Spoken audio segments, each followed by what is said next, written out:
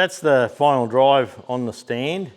I notice that this pin is loose, so that'll be a worn taper in there, so I'll have to get that out, and that would have been leaking for sure on the taper.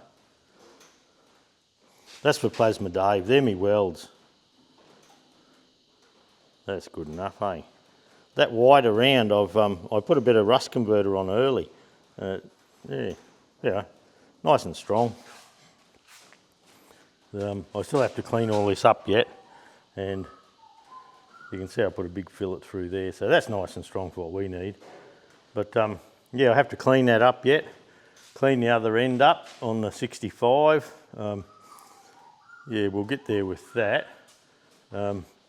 Most things are washed up over there. I've had the book out. Someone's been having hydraulic problems, so I've been doing some homework there. So I'm going to take my glasses with me, blind without them. So out through here, this is the Pallet Jack, and you can see the double roller wheel set up. The back wheel actually looks bigger than the front wheel. Yeah, I don't know if that's an illusion or not, but I think it did. But yeah, it seems to work nicely. It runs well. The fuel tank's there ready for clean up. There's your Sparex number there, S79264, 2.5 tonne tandem roller, PU, whatever the PU is, I'm not sure. But anyway, that's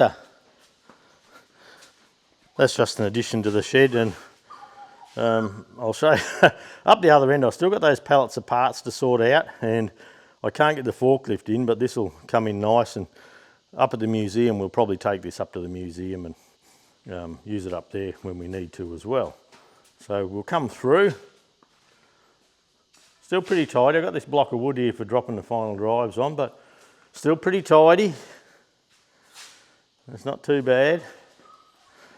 I do have to tidy the lathe up though. It's a bit of a mess. But up through here, yeah, still good. That's the rack at the back of the lathe, and like they're my pipe centres.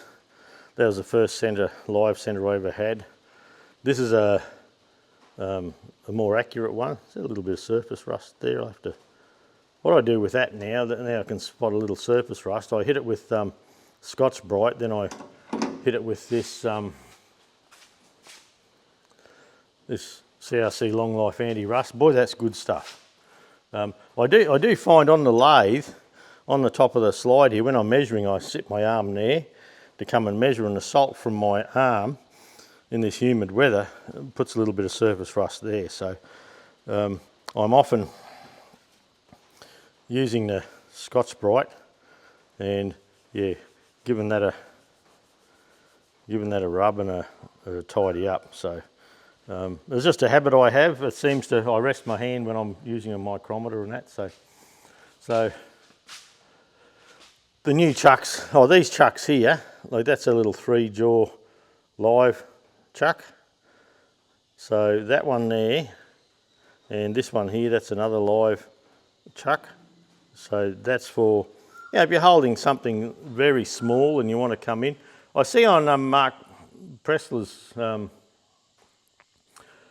Prezzo's channel, he's doing a fixed steady that supports small stuff top and bottom. I have a fixed steady for this, but yeah, I'm watching Mark with, yeah, I didn't get to finish his video the other night, we got visitors, but I'll get back to that. But yeah, Prezzo's got a video on the centres, but yeah, these here, I use them very little, so they'll be tidied up and put in the drawer, in the drawer where all the quality chucky stuff goes in there.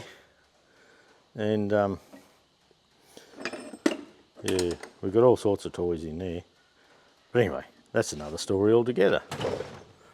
On the bench here, there's the steel and all that. It's got closer to the lathe now. I've done all those screws. This here is where I'm getting set up to film assembling that Sparex water pump. That's about ready to go. But I was noticing with these seal assembly, I suppose guides, see what they do on your seal, you put your seal in, you put your shaft and all in, then this comes down over your shaft and brings your seal down through. And the step here, the difference between this surface here and that bottom surface there sets the correct preload for that seal. And you can't really guess it, I suppose you can, but just sitting them there like that, the blue one and the black one, I don't know, they probably are the same, just sometimes shadows play up with you, but that would be an ideal candidate for 3D printing. And I might do a couple of them. Dean's buying a 3D printer, I believe, and these David Brown setting tools, I've given him the file for that. And instead of me sending them and shipping them around the world and buggering around, you can still have the file for free if you want one. Dean's going to print some of them out, get a 3D printer for Queensland Tractor Spares. He's going to print some out, and he's just going to have them for sale on the David Brown section in the website. So if anyone wants one, they haven't got to wait, they can just jump on there, and if they're buying a couple of parts or new filters and things, they can buy one of these tools as well. So I've given Dean the program for that, the file at least. His mate's a 3D printer fella, so he was advising him on what to buy. And these here, that would be another reasonable thing to 3D print, I reckon. But yeah, I've got everything all cleaned up, ready to go. Yeah, that's a little 6003 bearing. So yeah, hopefully that's a job today. We'll see how we go. Anyway, we'll sneak over here.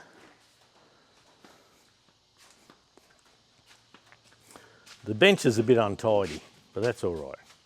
But look, a lovely day out here.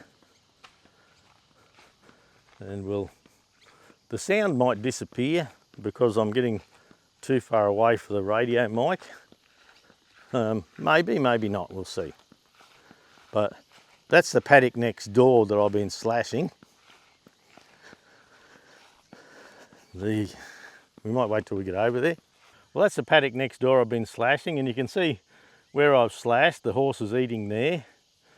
And we left that little bit in the centre for it, thinking it might need a bit more green pick, but the shoots are starting to come, so this week sometime they're going to leave the gate open. I'll just pop in and finish that off. So that'll work okay. The orchard's going, look, reasonably well. They're macadamia nut trees. They're going okay. Little citrus. These avocado trees, geez, I'm really hoping I can do well with them.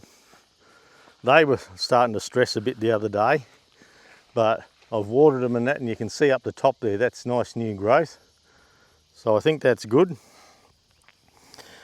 Judy's been where I've been slashing, picking up grass and mulching. You can see the leaves under here. When they start dropping leaves and that, they are stressing a little bit. So, but yeah, they've had extra mulch put on. There's a low branch here I've got to chop off. But the mulberry trees, that mulberry way up the end there, there's a mulberry here. It's been stressing. And these 4 trees down here, they seem to stress the most. And there's a little mandarin up the end there, it seems bad, but that mulberry way up the end there is a white mulberry.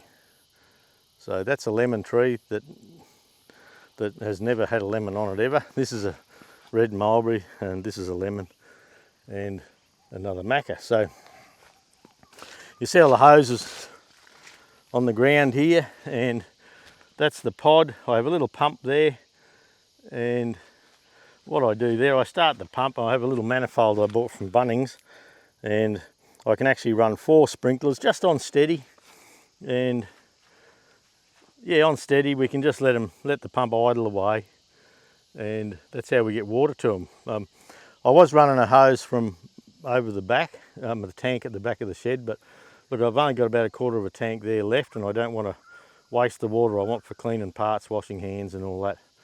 I don't want to empty that tank out. So this is a solution. We pump from the dam up to the high tank into here, and then we run these hoses down when it cools off in the middle of later in the day. And yeah, we're going to try and keep them alive until we can get some decent rain.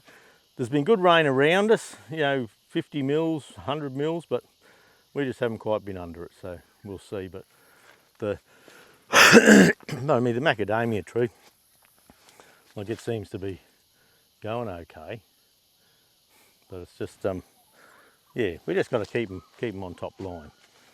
So there you go. There's that little bit of rain we've had. You can see a bit of green on the lawn here. You can see like the dark patches where it's burnt off. That under the tree there, that's a pile of gravel. I've got to blow the leaves off. That's a pile of gravel for the concreting. And when we come back to the waiting room,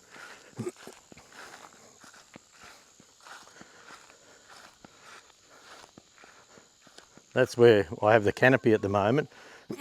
Pardon me. And the bucket of the John Deere just sits under there, but in there, in that area there, that's just straight outside the wall where the compressor is. So I think a little slab there to bring the compressor outside, and there's a bit of a gap in the roof up there, so I'll make sure I bring it out into the carport here, and I think that'll be the go. But apart from that, everything seems to be putting along nicely. All right, see you all next week, eh?